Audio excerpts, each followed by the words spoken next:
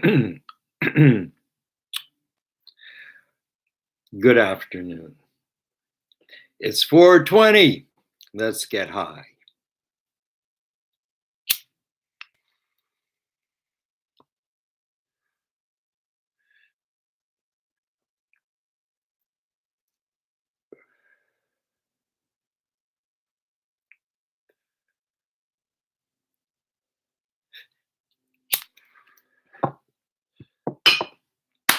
All right.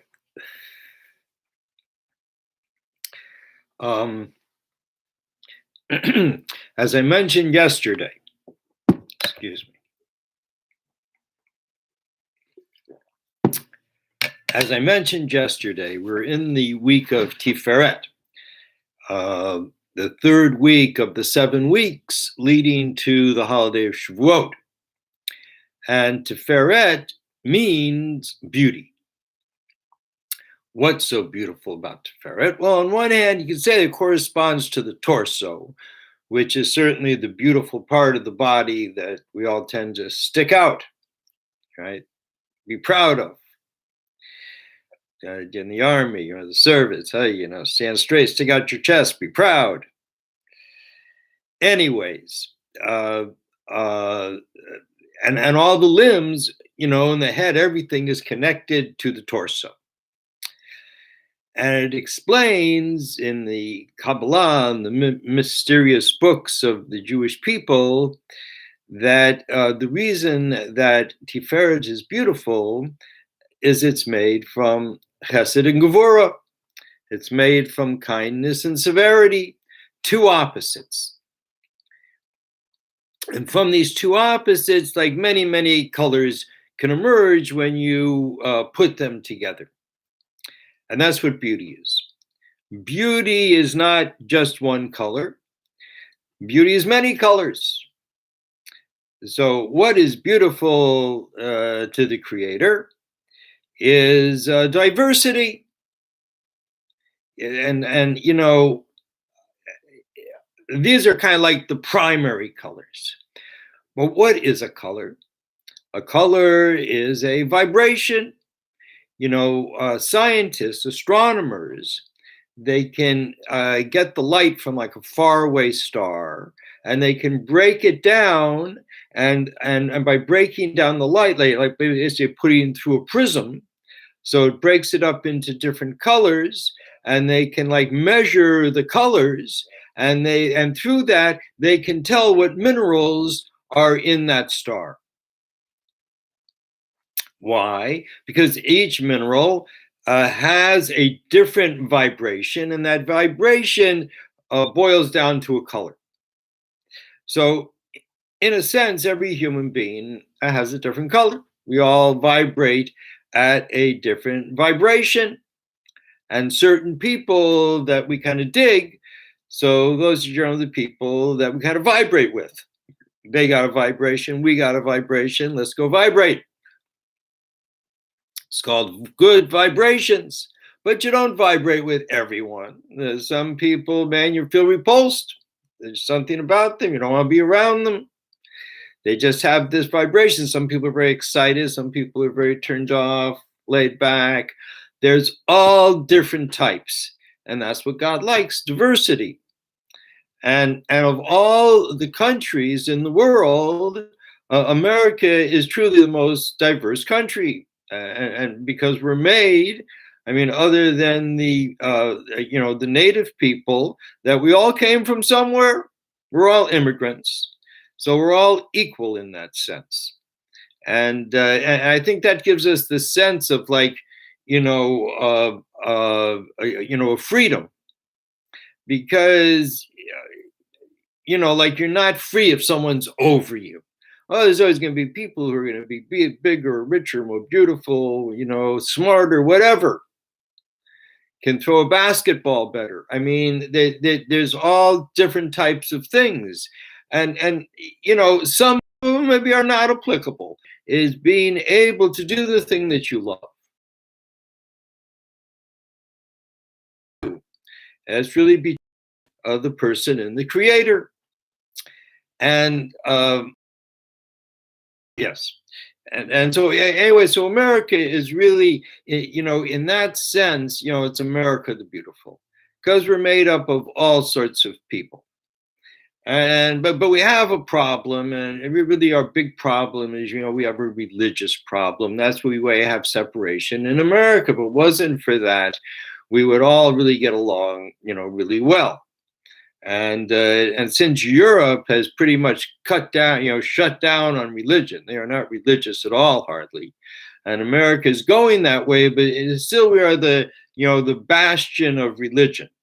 And religion sort of wants to take all those different colors and put some over here and some over there and sort of line them up in a rainbow, and that's where you belong. But that's their trip. And it's a very Roman trip. And the problem is that Rome wants to rule the world. And first they wanted to do it with the sword, and then they started doing it with religion. They had to spread their religion, which is really a very toxic story all over the world. They had to go so far as to name all the planets Roman gods. And the Roman gods are not really Roman, they're really Greek. When Rome destroyed Greece, this is how it went. Like, see, first was Babylon. And Babylon came and destroyed Israel, and that was like 3,000 years ago. And they became a big empire, and it started taking over many, many countries. But they fell to Persia. And then for hundreds of years, like Persia, was from like India to Africa, was all Persia. And, Babylon went back to just being, the Middle East, Babylon. And then Greek defeated Persia. And they went back to just living in Iran, that is Persia. And then Rome defeated Greece and took all their gods, shaved them, gave them different names, and said, these are the Roman gods. And this was a very unusual thing to do, up until that time. The Jewish people, we had, the Torah, we had God, and all of a sudden we're in Babylon, and they're like worshiping idols. And then we went to Persia, and there they didn't worship idols there. They it was more like it has the time of Zarathustra.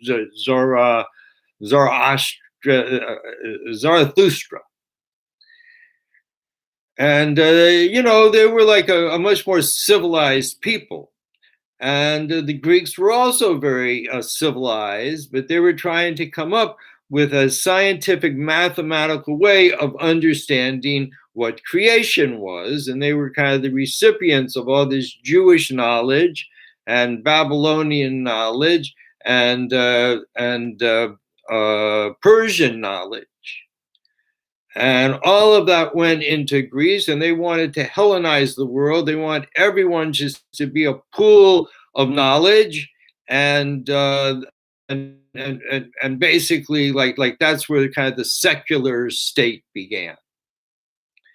And then when Rome destroyed Greece, and they took all of that to Rome. So see, here's the thing about Rome. The father of Rome is Esav, and Esav is Yaakov's brother, Yaakov, twin brother.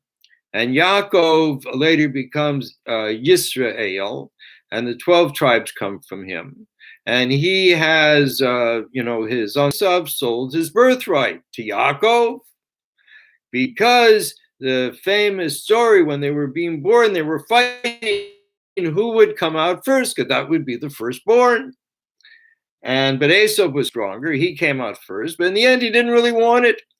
So Yaakov bought it from him.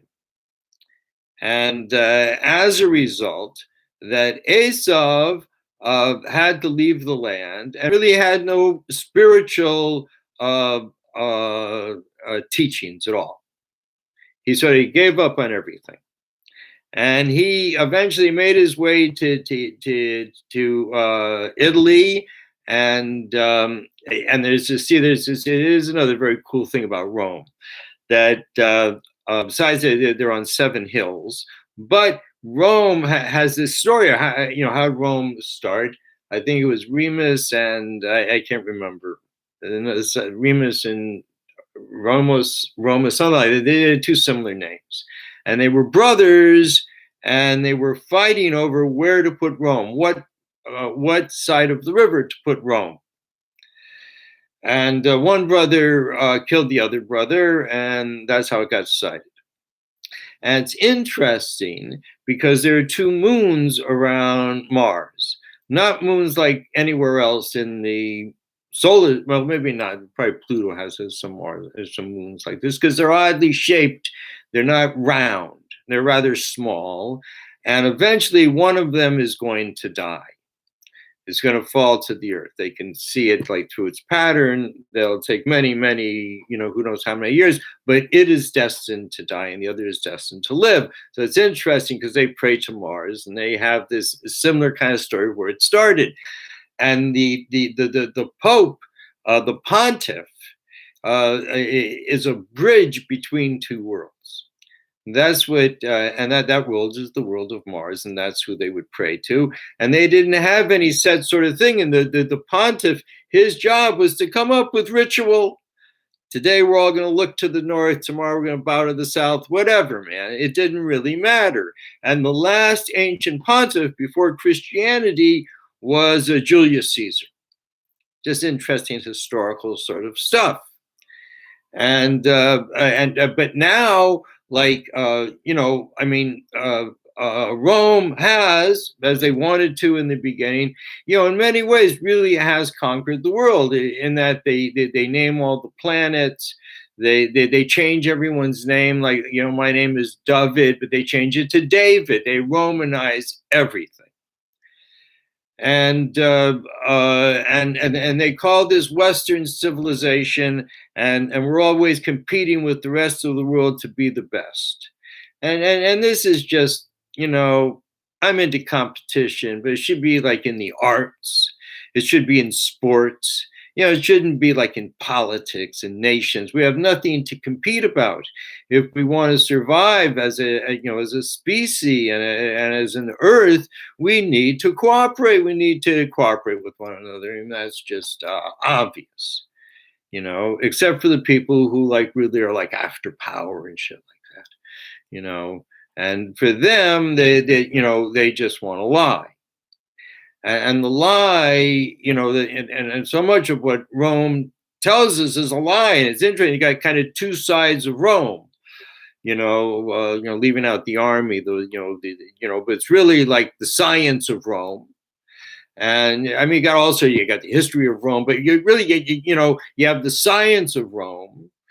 And we could take all the humanities, and then you have religion of Rome. And the difference between the science of Rome and the religion of Rome is the science is always changing, because science can never really prove anything because they don't have all the information. So they always have to do experiments over and over again, and it's just and they come up with new theories, and then tomorrow they come up with another theory. You see it in the newspaper all the time. Now, it was one point, I don't think they're saying it anymore, but it was one point they discovered that the universe is flat.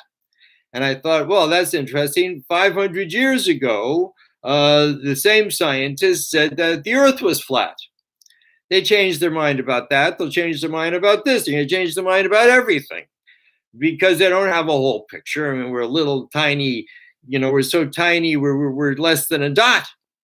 And we're looking at the universe, and with our puny minds, which we only use a small percentage of, we think we can figure everything out. And that's just kind of hubris, arrogance, that's the state of the human being. And the reason that, but they're doing that, and because the whole thing is just a lie. I mean, religion is, religion never changes. And that's just as much of a lie. So they've covered the world. We see them doing it now. These guys that get caught for these heinous crimes. They just think that they can yell their way out of it. They can just say the same thing over and over and over again, pretty soon become truth. I mean, that's what the church did. They did actually more than that. When they first went around conquering the world, they went in and they said, who will pray to this cross? Cross is a sign of Mars. Who will pray to this cross? And someone said, yeah, okay, you conquered us. And some say, fuck you. I don't bow down to a cross. And they killed them all. All the ones who wouldn't bow down, they killed. All the ones who would bow down, they saved. And in that way, they were able to produce a dogmatic people, which is now in our time showing itself as white nationalism, because it's not logical, it's just dogmatic. And where do they learn the dogma? They learn it in the church. What is dogma? Dogma is something someone believes without any proof. And the stranger the dogma, the greater the faith. That's their whole trip with dogma. And they have some dogma that's really hurtful to the earth. And as like, when they say life begins at conception, which is wrong, or that, that the Jews killed God, which is wrong, or that black people are cursed to be slaves, which is wrong. And they teach all sorts of things that's wrong. And maybe the wrongest of them all is their calendar, because they just pretend like, like they're going on for another 1,000 years. And, they're going to be lucky if they get 10 years. I mean, because it is really, it's come to the end. Rome was to get 2,000 years, and they got 2,000 years. They counted that 21 years ago, and Rome is truly over, and they're just trying to, they're hanging on. They try to fill the Supreme Court with these people who are making like pro-religious judgments on stuff. But in the end, they're just scratching away. There's nothing really big that they're going to be able to do. And, and they're just, and that's why like everyone back behind this guy that no one liked, because it was their only way to stay alive. And we see them like slowly dying, because what they stand for is just, is just them. And it's Rome, and Rome is truly disintegrating, thank God, I mean, there's good parts of Rome, the technology of Rome, the science of Rome. There's lots of good things about Rome.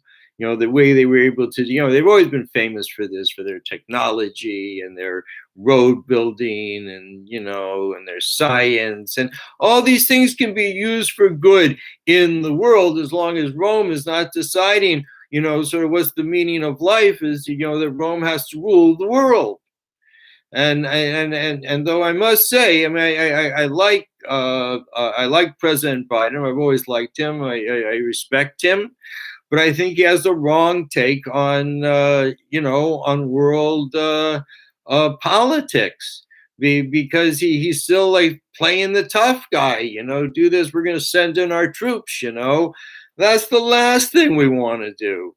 We want to learn how to cooperate in the world. We don't want to compete with China. They have 1.5 billion people, and they have a long history, the Chinese, of cooperating.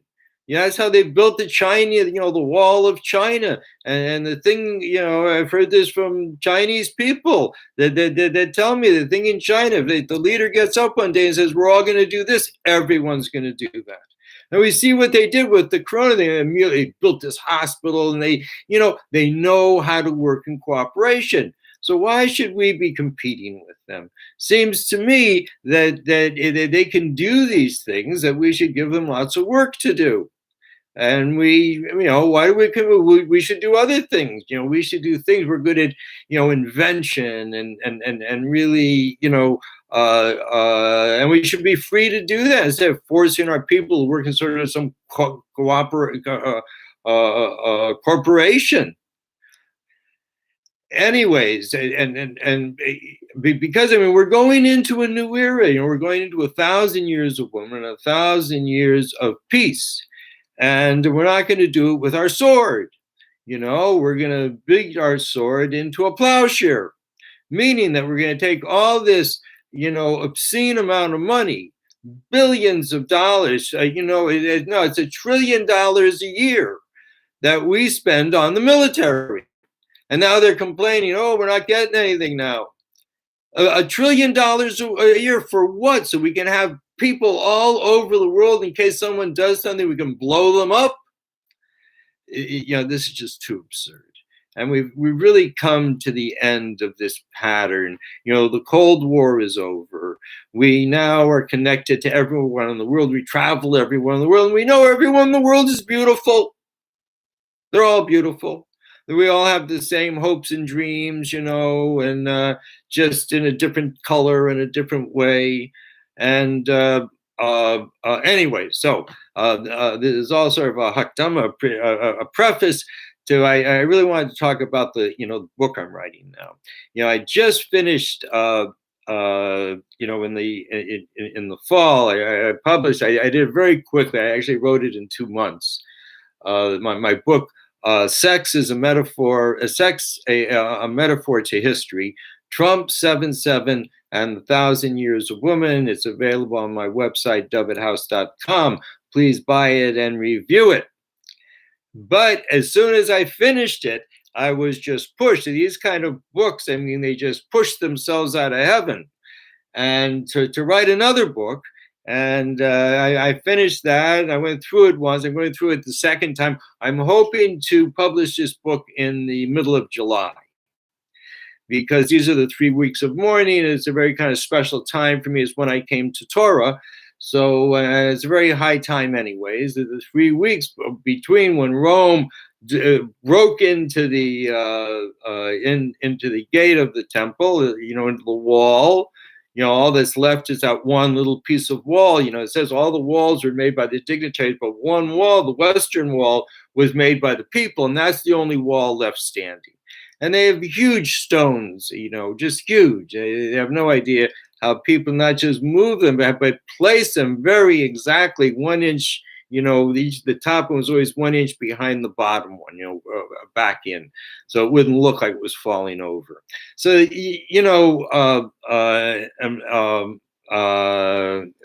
am I talking about this? I don't remember. Oh yes, my book. So, anyway, so I was pushed to write this other book, and I'm really happy the way it's turning out. I must say, I've never written anything like this. And it's just, it's a very, I would say, spiritual book. It's a book about the Zohar, and it's a book, they say the Kabbalah, which is Jewish mysticism. It's the whole mystical knowledge. Is the key to the Zohar. The whole thing is how to get into the Zohar. And I have learned throughout my 50 years, I've been studying Torah. So I have learned a lot of Kabbalah. And 10 years after 40 years of studying Kabbalah, I began studying Zohar. And I have discovered the key to the Zohar, which no one has been able to uncover. And I'm writing it into a book. Not only am I writing into a book, but I'm doing it in such a way that at the end of the book, the person reading the book will have learned language Hebrew in just a very simple, effortless way, and will know how to read the Zohar. And that's all in my little book here. So I'm very excited about it. It's sort of a companion to my last book. I look at my last book as sort of being faced towards the past, and the new book is being faced towards the future. So I'm very excited about this, and I don't know. I just I felt really compelled to want to speak about it, because this book will connect a person to the Creator, not by the religion and not by spirituality, but really with their soul, directly to God. And anyways, reading, studying all this stuff for years, that the ultimate reward for studying is to be able to teach. And even more than teaching is the ability to write it down in a book so people could read it, for years to come.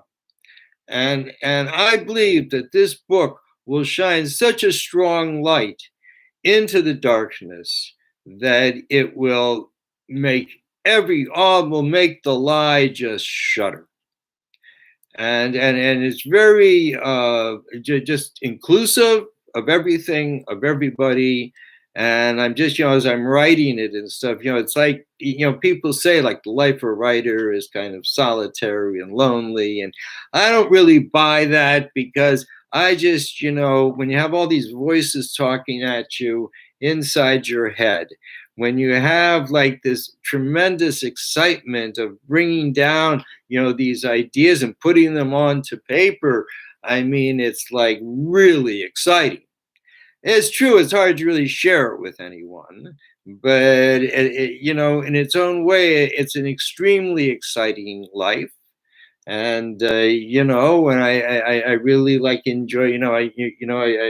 Usually I get up like at 4 in the morning, and and I study for a number of hours, and I pray, and then I want to get writing.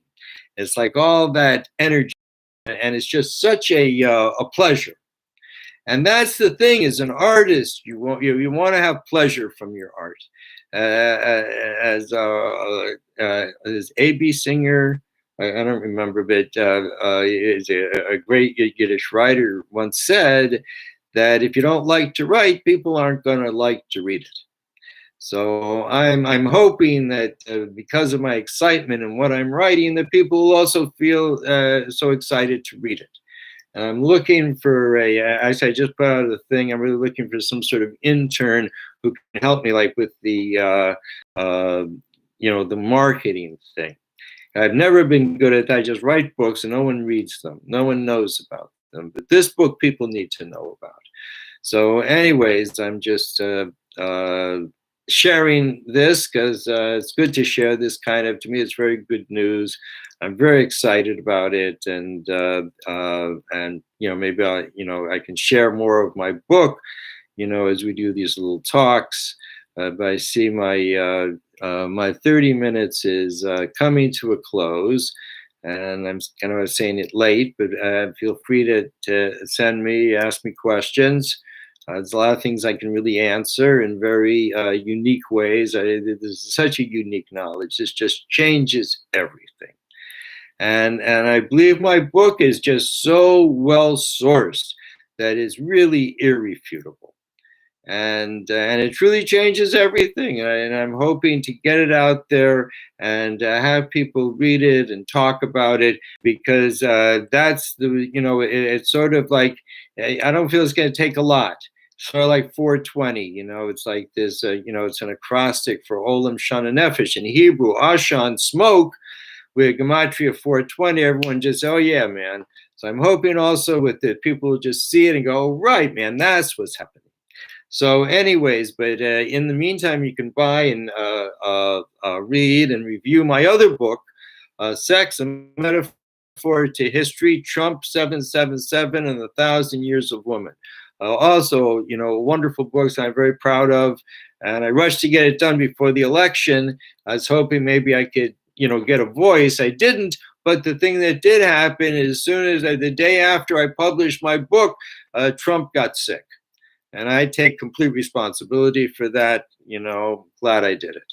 So thank you for tuning in, listening to me. God willing, I'll be back tomorrow, 420, have a little smoke with you. And in the meantime, what can I say, man? Happy. Be high, be kind to one another. The world is full of love. See you later.